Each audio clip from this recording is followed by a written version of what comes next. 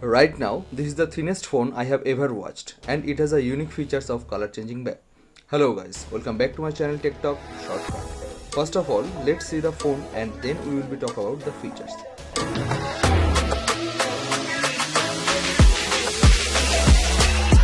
First is the ports and button.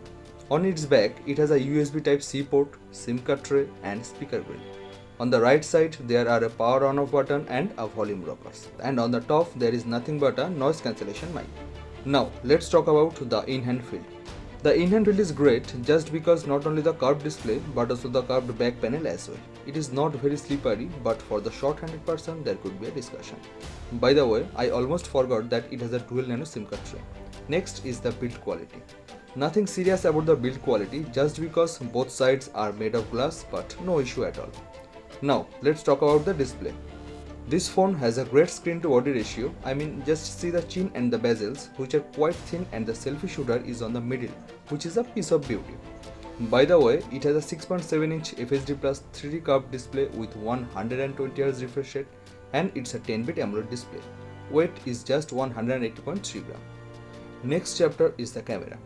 It has a 50 megapixel primary camera with Sony IMX766V sensor. Next is 8 megapixel wide angle lens, and the third one is the 2 megapixel macro lens.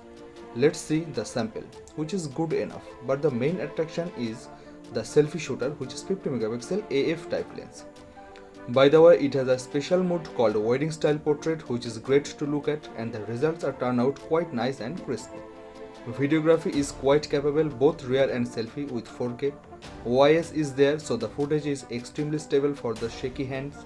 Extreme night vision is there, and another special mode is there which shows you the real-time vision, what is actually the advice gonna do with the post-processing. Super night video mode is there for low light. Next is the processor. It has a latest MediaTek Dimensity 8200 processor with 5G enabled. LPDDR5 RAM is there with UFS 3.1 storage type, and it has also 8GB virtual RAM. Now the battery, which is 4600 mAh battery along with 66 watt fast charging system. Talking about the performance, the Antutu score is very good, almost near about 8.5 lakhs, which is a huge number. So for that, gaming should not be a problem at all. You can play almost any game with the highest settings. Overall, the gaming experience is buttery smooth. By the way, there is an extreme gaming boost option for gaming, and also it has a vapor cooling system as well. Great device. Next is the OS and UI.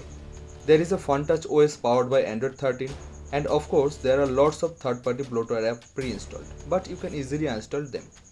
Talking about the sensor and connectivity. Almost all kind of sensors are available with fingerprint scan sensor as well as face unlock scanner. Connectivities are like dual 5G bands, Wi-Fi 6, Bluetooth 5.3 and dual 4G 4G. Last but not the least, the multimedia. In this device, the video quality is great to look at because of the awesome screen. I mean, the colors are accurate, and with the help of the AMOLED, the blacks are absolute pitch black. The audio quality is also great, but it's a mono speaker. By the way, it has a IP54 certified body. So, that's it for today. Make sure to subscribe my channel for more updates like this, and I will catch you in the next one. Till then, take care.